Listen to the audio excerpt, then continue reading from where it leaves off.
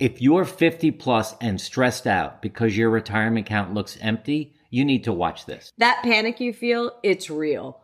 But what you do after watching this video will either save you or leave you stuck for the next 30 years. My dad retired at 65.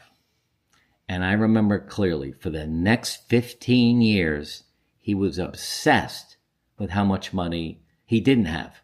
And he had plenty. He looked at it every single day. He went online at the end of the day. He actually didn't go online because he didn't really use a computer, but he'd call a stockbroker every day, and he had this big, long yellow pad where he'd put his assets every day. And then he'd watch MSNBC all day or whatever it was, one of the stock shows, and he'd be calling his broker all day long. What should we do? Should we sell this? Should we buy that? He was obsessed with it. Now, I know money's important, and you want to have enough. But there are other things in life that are important too. And there's things that you can do to get away from that stress and also perhaps earn some more money. I mean, you don't have to think that at 65 it's over. You can have some part-time work or things like that. My dad never did that. He just cold turkey was done. Well, we should contrast your dad with our friend Rob, who did the same thing for a little bit of time. And after talking to him, he decided that he wanted to reinvent himself, reinvent a portion of his career, really only the things that he liked, for about 10 hours a week and hold some customers near and dear to his heart and still service them.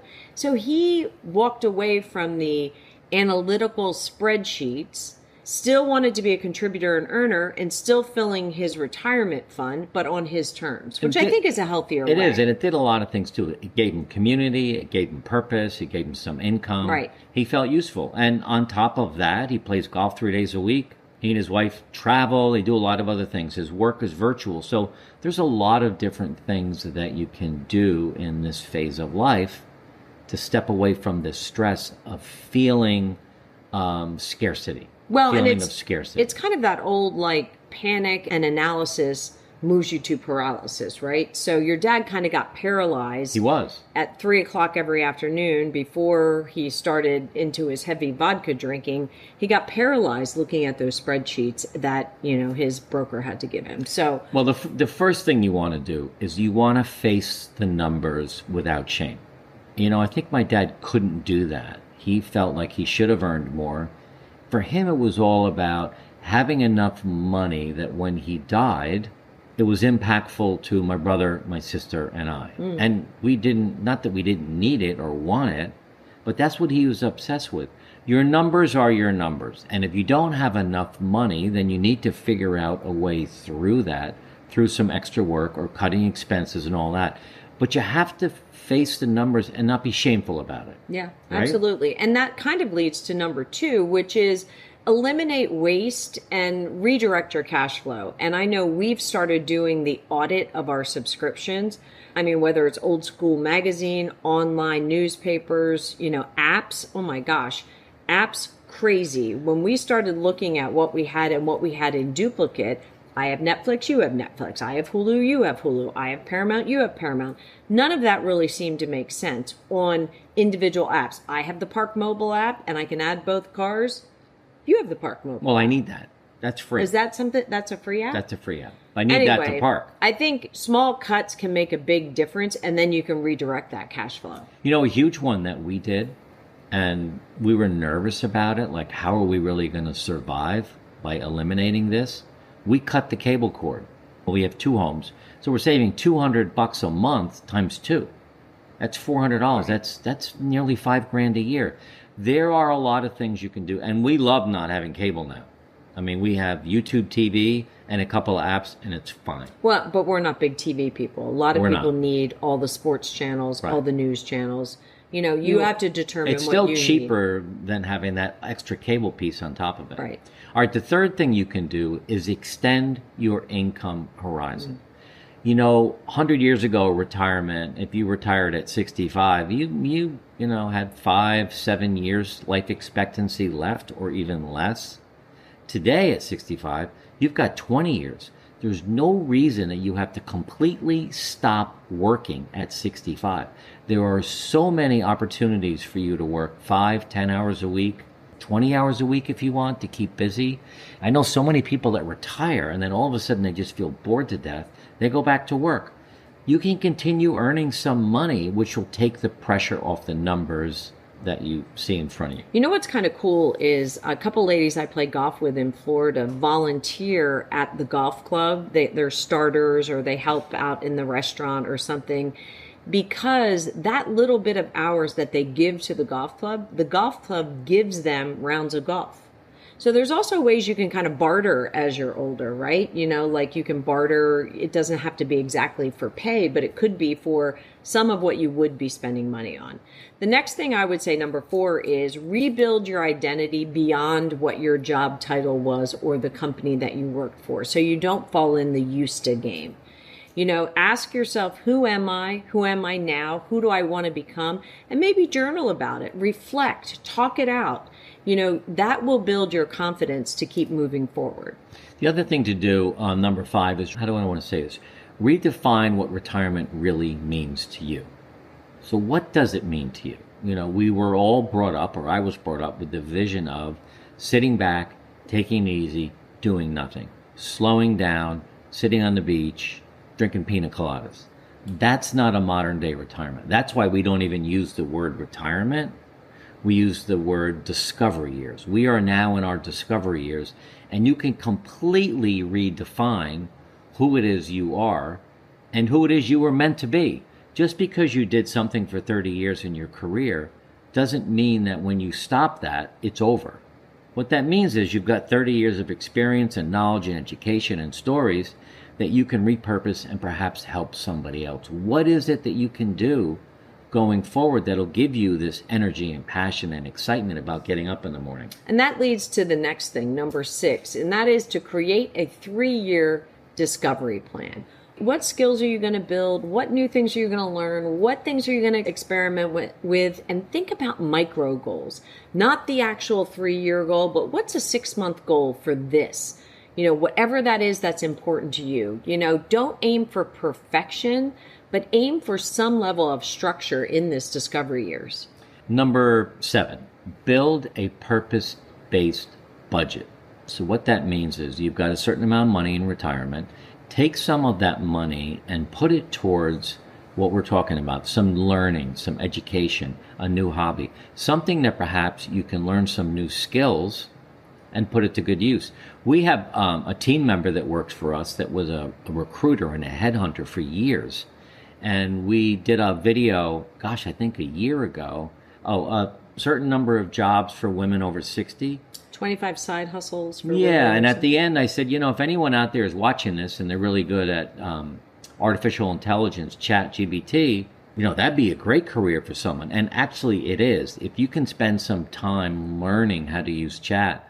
She now works for us a certain number of hours each week, helping us use that tool to build our business. So what is it you can put aside a little bit of money to take a class, take a course, an online course that you can repurpose now and do something to generate some more money for you? The next thing is just strengthen your vitality to fuel your journey. You know, health and investing in your health is the best ROI you're ever going to get. More energy equals better invention and better reinvention of yourself. So the most important thing you can invest in right now is you, because maybe you had all those years of learning, earning, and growing and nurturing and building families and building businesses and all the things, but you were always last on the list. Now's the time to invest in yourself and your health and vitality. And number 9, you want to build practical emotional support systems. So join an online group, go out and volunteer, take an online class, find a group of people. Don't try to do this alone. Don't sit there and fester over the fact that you don't have enough money to do what it is you want to do, because you'll be paralyzed. That was the very first thing we talked about, is face your financial situation without shame, because you don't want to be paralyzed. There are other people in the same boat as you, and sometimes companionship, being able to share what you're struggling with other people, can get you out of this doldrum and give you some new energy and ideas to go forward. You should not try to do this alone. It's just too hard. Everybody wants to have a successful retirement. But we found 7 common mistakes that many people make that absolutely ruin their retirement. We want to make sure you don't fall victim to them. And that's why we created the free guide for you to avoid them. Download it below. Let's take some questions that our team came up with from some of our viewers. You talk about building emotional support systems, but what if my friends are all retiring in comfort and I'm afraid to tell them the truth? That's Brian from Florida. That is a tough one. You know, in your career, I don't know whether you're all equal or not, but retirement is this time when you're supposed to, according to, the old school, sitting back, taking it easy and doing nothing. I don't know what your friends, when they say comfortable, what that means is. Maybe they don't want to work. Maybe they don't want to reinvent themselves. Maybe they want to sit back. Maybe they want to watch 30 hours of TV a week. What is it you want to do? Comparing yourself, what is that statement about comparison? Comparison is the thief of joy. Yeah. Find out what is good for you, what makes you happy, what you and your partner or your kids or your friends want out of this phase of life. And I think that's what we really discovered in the retirement transform journey that we went through, is it's very individual. And it's even different for Mark than it is for me. What really Mark wants to do 5, 6, 7 days a week, I might not want to do that. And it's all about communicating with your partner or spouse or even your friends and just say, this is what I want to do, and be confident about it. Yeah. And maybe that you need to find new friends. If you're going down a different path, people are not necessarily want to follow you. They think you're doing it the wrong way. We get criticized all the time by planning too much and having too much structure. Yeah. But that's what we want. That's what we need. Listen, I'm 68. I plan on living to 100. The only way that's going to happen is for me to have some structure in my life. So when I get up in the morning, it's go time and I know what I need to do. All right. This is from Rob in Pennsylvania. How do I stop obsessing over what I should have done in my 30s and 40s? That regret is eating me alive. There's a great book on regret. I'm not going to remember the name of it nor the author, but you can find it on Amazon. Top books on regret. Start looking at regret as lessons. Instead of, I wish I should have done it differently, what did I learn from that? So take your regrets, write about them. What is one of these big regrets that you're hanging on to, Rob, that's really got you stressed out? What did you learn from it? And what can you do differently now to let that go so that it never happens again? Or use what you learned to help others. I mean, regrets are really bad and they're unhealthy and they can be paralyzed. But they're a natural course of life. They are. We all made mistakes. We all did things that maybe we wish we hadn't done. And we all have things we wish we had done that we didn't do. But you have to get over that and say, all right, so what am I going to do today differently so that I feel good about it? Yeah. And the other thing I would say is oftentimes regrets that we have are impacts in our past that have impacted others. And I know as a working mom in a Fortune 200 financial services company, I took jobs when they were offered to me. I mean, I leaped forward into jobs that I worked hard for. And sometimes I stretched so far, I almost broke in those jobs. And I often wonder, and I think back with a little bit of regret, what did that do to my kids? And when I ask them today, they don't remember it that way. They remember it as a positive experience, watching their mom not only build a portfolio for retirement and money for them, hopefully for the future, but also a place where they remember me being joyful in those times. Yeah. And I worry about what it was doing to them. And it was really, it's a total different image. So even ask the people that were in it with you. Yeah, I love because that. There's some clarity that can be learned there. All right, here's a good question from Nate out in California. Nate the Great. Nate the Great from, what was that show? Ted Lasso. Ted Lasso. What are some unconventional ways people over the age of 50 are creating purpose-based income without going back to the 9-to-5 grind? Oh my gosh, there are so many. We have Jenny who works for us, who helps us with our AI and our keeping us on track with a lot of things we need to do. There is your friend Kathleen that went back to work as a real estate agent. She manages that time the way she wants. My friend Rob, who went back in the same business he was in before, but he only has one client or two clients. And he spends 5 to 10 hours a week working with those one or two clients. So there's... How about Ryan's dad that we met last week? He was a teacher in the Philadelphia public school systems for, 40 years, retired, tried the retirement game, decided he really missed the kids. Oh, yeah. And went back to a private school in New Jersey because he bought a little beach house down here in Ocean City. And he went back to a private school and only taught like 3 classes every semester at a private school. But it gave him purpose. And he knew he still had so much knowledge and teaching to give and so much mentorship to make available that it really helped him. I mean, he's now 80 and he just finally retired. So here's the thing. What did you like about your career in that 9 to 5 grind? There must have been some things you did that you liked. Clearly, you want to make a list of the things you didn't like because you don't want to get involved in that. Then start writing down, what am I good at? What would I really enjoy doing? How many hours a week do I want to work?